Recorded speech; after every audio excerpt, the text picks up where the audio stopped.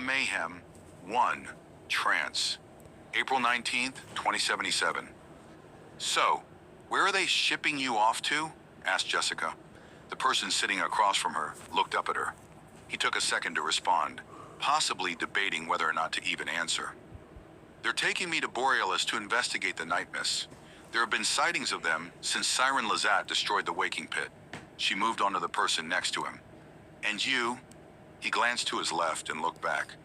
I'm going to... I forgot the name of the planet, but we're going to be studying the Xylem folk. I've never heard of that before. Can you elaborate? They're like living trees. All trees are living. Yeah, but they can, like, walk around and shit. Ah, like a nymph. Sure. He narrowed his eyes and looked a little more left. What's what the doc said? I thought those things were supposed to be dead and shit. They are, but I managed to get into contact with Enavid Nori somehow. She actually brought me to the devoid space. We talked the whole thing over, and I explained that not all doxes and doxettes were bad. Turns out they hadn't actually killed any of them. They just made it look like they killed them to please some Dixit guy. We haven't stopped exploring the supernatural ever since, right, Blood Rain? Jessica nudged her arm. Blood Rain didn't react. Hello? She waved her hand in front of Blood Rain's eyes. Harem to Blood Rain. Do you copy? She mimicked the static of an old-timey walkie-talkie. Nothing. She reached her hand up and poked her eye, knowing full well that doxes had no eyelids. No reaction. Blood Rain! She finally snapped out of whatever trance she was in and looked at Jessica. I'm sorry, Jessica. What is it? We haven't stopped exploring the supernatural since... Since what? Never mind. Where are they taking you? Asked the first guy. We got a report of a Mirrah in a mall on a planet somewhere. Ah, that's right. You're the harem soldier. I thought I recognized the symbol on your suit. 2. Not so supermarket. Harem and Blood Rain, we have arrived at Teriviat. Good luck with your mission. The two disembarked the ship and headed towards the giant building that lay in front of them. The hatch closed behind them, and the ship flew off with a gust of wind. They walked along a patch of asphalt that could only be described as a really wide road. Tons of people of all species came and went back and forth between the main city and the mall. It was so big that they had to build it separately. The place was literally 1,818,000 square feet, or 606,000 square yards. As they were weaving their way through the crowd, Jessica felt something slip out of her pocket. She felt around for a second.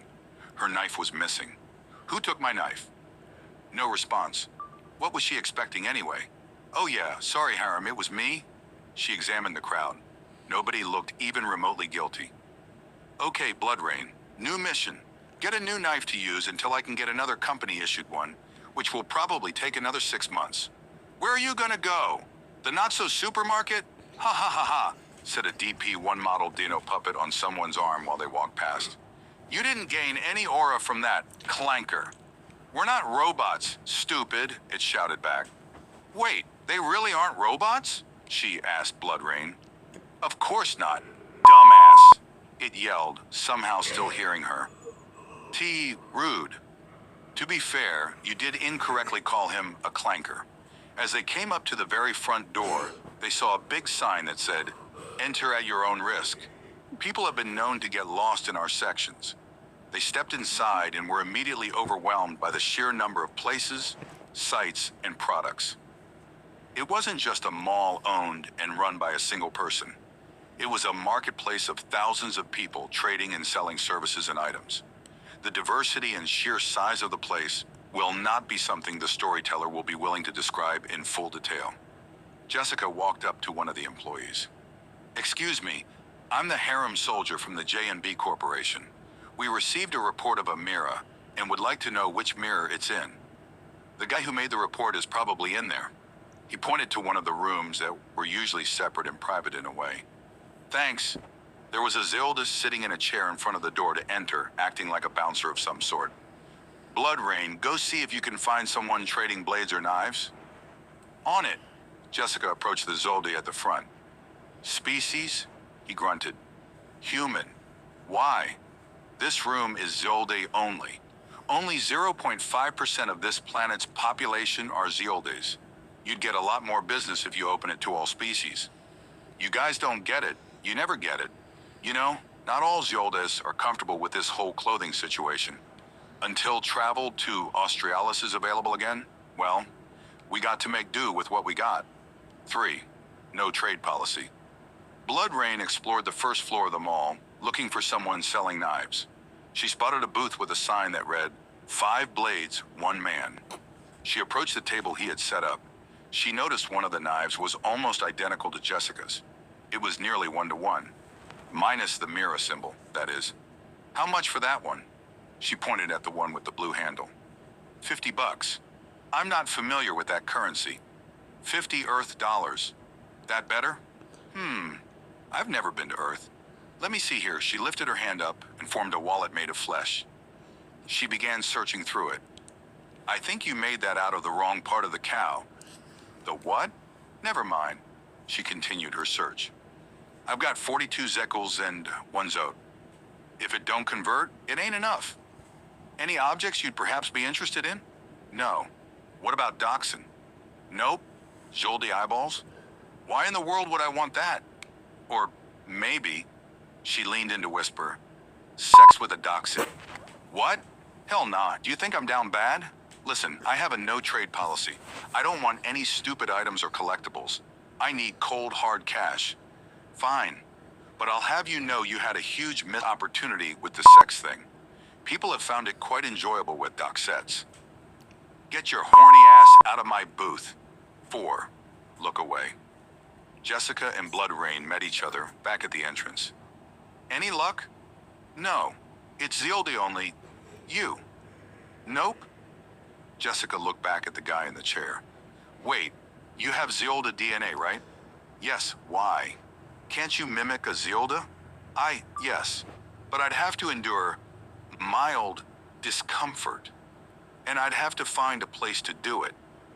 A place where no one can see me. There's a janitor's closet right there. Come on.